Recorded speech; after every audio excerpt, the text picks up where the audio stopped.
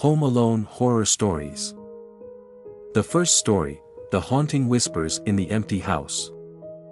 The sound of the front door closing behind my parents echoed through the empty house. They had left for a weekend getaway, and I was home alone for the first time. I relished the freedom, but the creaks and shadows took on a life of their own, and my imagination ran wild. The first night, I kept busy with movies, trying to convince myself that I wasn't alone. The eerie, old clock in the hallway seemed to tick louder and louder with each passing hour, its pendulum swinging ominously.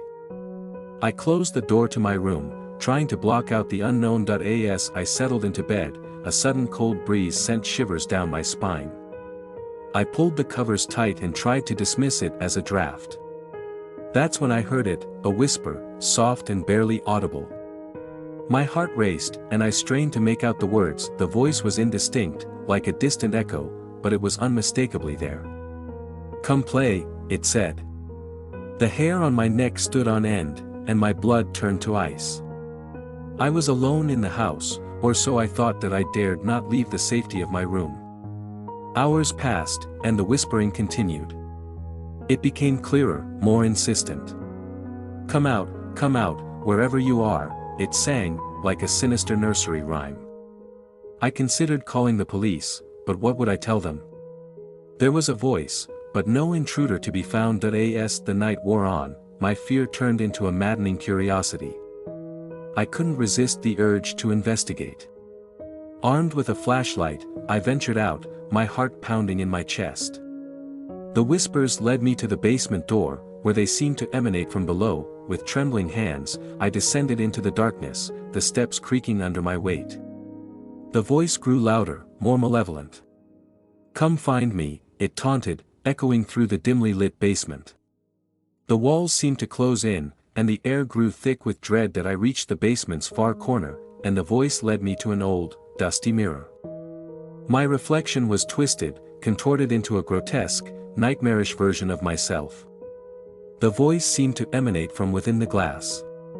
"You found me," it said with a chilling laugh. Fear coursed through my veins as I stumbled backward. In a desperate bid for escape, I turned and sprinted up the stairs, leaving the mirror and the haunting voice behind. I locked myself in my room, trying to forget the horrors I had just witnessed. The rest of the weekend was a blur of terror and anxiety. The whispers continued, but they remained just out of reach. When my parents returned, I was a mess, trying to explain what had happened, but they dismissed it as the overactive imagination of a teenager. Years have passed since that fateful weekend, but the memory of the whispers and the haunted mirror still haunts my dreams.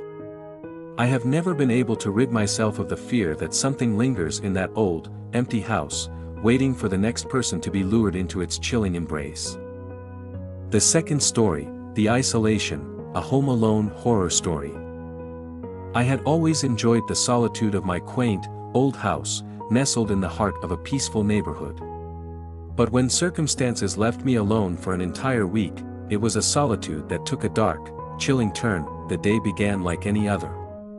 My parents had to leave town for a week due to a family emergency, and I, being a 23-year-old recent college graduate, was entrusted with the responsibility of watching over our cherished family home. The morning they left, I stood on the porch, waving goodbye as their car disappeared down the winding road.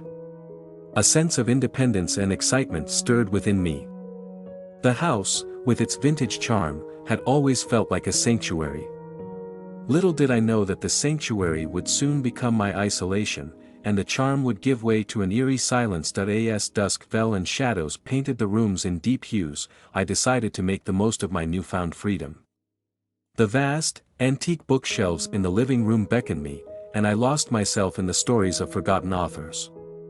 The gentle ticking of the grandfather clock became the soundtrack of my evening. The night was no different from the day, initially. But as the hours ticked away, an unsettling sensation began to creep over me. It was as though the house itself was coming alive with murmurs and sighs. Creaks in the floorboards and whispers in the walls filled the air. I dismissed it as my imagination running wild, the house's old bones settling for the night. But no amount of rationalization could quell the feeling that I was not alone. Lying in my childhood bedroom, I heard it clearly for the first time, a voice, a soft, barely audible whisper. "Why are you alone?" it asked. My heart raced as I sat up, searching for the source of the voice, but the room was empty, trepidation coiled around me like a tightening noose. I was alone in the house, or so I thought. The voice seemed to echo in my mind, becoming more distinct with each passing moment. The next day, the unease lingered, like an invisible specter that refused to depart. I tried to busy myself with household chores, but the feeling of being watched, of not being truly alone, haunted my every step. As I scrubbed dishes in the kitchen, the voice returned, now a little louder, and a lot more sinister. "You shouldn't be alone," it taunted. My hands trembled, and I dropped a plate, shattering it into pieces. I searched the room, but there was no one there. The darkness of the old basement was particularly unsettling, and I avoided it as long as I could. However, a curiosity I couldn't suppress drew me down the narrow stairs, my flashlight the only barrier between me and the abyss. The voice, louder and clearer, guided me to a corner, where a dusty mirror hung on the wall. My reflection, distorted and grotesque, bore a wicked grin. The voice, now menacing and hungry, emerged from the mirror itself. "You found me," it laughed. Fear clutched my heart, and I staggered backward, racing up the stairs to my room. I locked the door, and the whispering ceased. It was clear that the mirror in the basement was the source of the sinister voice, but I couldn't comprehend how a mere mirror could harbor such malevolence. As the days passed, the whispering mirror became the epicenter of my terror. I blocked it off with old furniture and barricaded the basement door, but it did nothing to ease my dread. The isolation became a constant torment. I had always found comfort in my own company, but now I longed for any other human presence. I couldn't call my parents, they were unreachable, and my friends were miles away. The house seemed to close in on me, the walls pressing tighter, and the grandfather clock's ticking grew more sinister. The voice taunted me from the basement, promising to make me a permanent resident of the mirror's cursed realm. My nights were filled with haunting dreams, and I found sleep to be an escape too cruel to experience. My sanity began to unravel, and I became obsessed with the mirror. I would stare into it, searching for answers, my reflection transforming into a grotesque, nightmarish version of myself. I could almost reach out and touch the malevolence within the glass. That I descended deeper into the abyss of my isolation, my mind a whirlwind of terror and confusion. My frantic scribblings in a diary became incoherent ramblings, desperate pleas for help that I knew would never reach anyone. One night, as the clock struck midnight, the mirror's reflection began to move, independent of my actions. It displayed an image of me, but not as I was, as I had become in my sleepless, desperate state. It smirked, malicious and insidious, as if it had consumed my very essence. My breaking point was imminent. The whispers and the mirror had become my tormentors, and my mind was a labyrinth of darkness. The mirror's malevolent reflection no longer needed my gaze to exist, and it began to stretch through the room, seeking to engulf me. I knew that I had to confront the mirror, to end the nightmare that had consumed my life. Armed with a heavy hammer, I ventured into the basement, my heart pounding with a mixture of fear and determination. The room was plunged into darkness, save for a flickering candle, casting eerie shadows on the mirror. The voice emanated from within, like a serpent ready to strike. I raised the hammer high, and with a scream, I shattered the cursed glass. The mirror's scream mirrored my own, the sound a symphony of anguish and terror. The darkness that had haunted me was sucked into the fractured shards, leaving behind an eerie silence. The mirror was gone, but the whispers, though faint, remained. I had broken the malevolent connection, but I knew that the horror would never truly leave me. The night my parents returned, we boarded up the basement, sealing away the remnants of the mirror. The voice, though diminished, lingered like a haunting melody in the air. The years have passed, I've tried to put the horror behind me, but the memory of that week of isolation remains etched in my mind. The solitude, once a cherished companion, has become a chilling reminder of the malevolence that still echoes in the corners of my home. The last story, The House That Listened. My parents had left for a week-long vacation, leaving me home alone for the first time. Their absence meant absolute freedom, or so I thought. The house, old and peculiar, had always seemed to have a life of its own, but now its secrets were about to unravel. The silence was deafening.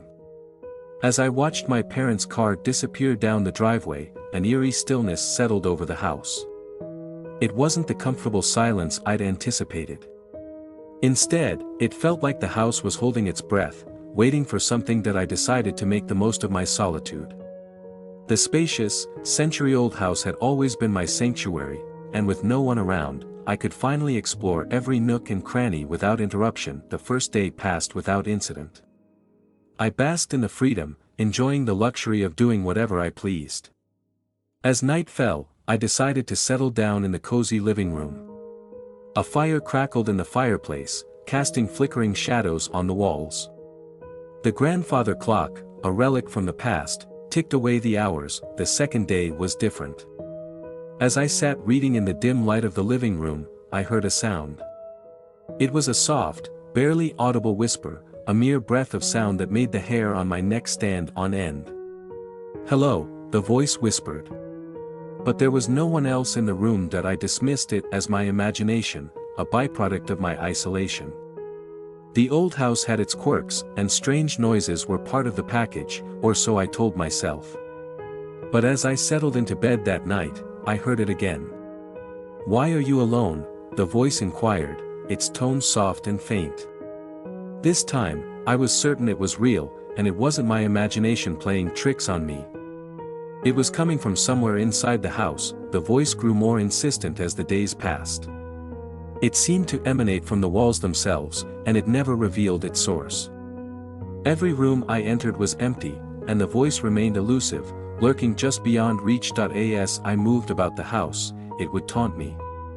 "You shouldn't be alone," it chided. It was as though the very walls were watching me, listening, and speaking in a language only they understood. With each passing day, my unease deepened.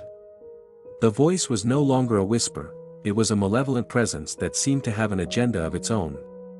It echoed in my mind, a haunting reminder of my solitude. One day, I ventured into the basement, a place I'd always found a little unsettling. It was a dimly lit labyrinth of old furniture, forgotten relics, and dust-covered boxes. The voice guided me to a corner, where an ancient, dusty mirror hung on the wall. My reflection in the mirror appeared twisted and grotesque, a dark parody of myself. The voice, now menacing and hungry, emerged from within the mirror. "You found me," it cackled. My heart raced as I stumbled backward and raced upstairs to lock myself in my room. The mirror had been the source of the voice, and I couldn't comprehend how such a mundane object could harbor something so malevolent. As my days of solitude continued, the torment grew. The voice, once confined to the mirror, began to seep into other parts of the house. It echoed in the halls, lurked in the corners of rooms, and whispered in the stillness of the night. That it knew things it shouldn't, secrets that only I would know. It taunted me with my deepest fears and insecurities, using them as weapons to chip away at my sanity. Nights were the worst. My dreams were filled with twisted, nightmarish visions, and sleep became a torment to be endured rather than enjoyed. One night, as I lay in bed, the voice grew louder and more insistent. "Come to me," it commanded.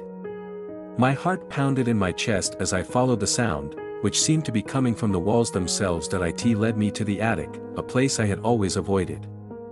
The voice was now a maddening cacophony, and I couldn't resist its call.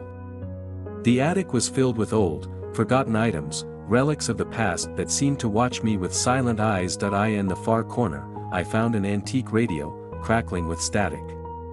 The voice emanated from the speakers, distorted and nightmarish. It filled the room, drowning out all other sound. It spoke of dark things, of the house's secrets, of the pain and suffering it had witnessed over the years. I couldn't take it anymore. The relentless torment, the suffocating presence of the voice, it all became too much. With a scream, I smashed the radio to pieces, but the voice remained, its laughter echoing in my ears. When my parents returned, they found me in a state of disarray, the house that had once been a sanctuary now a place of unspeakable dread.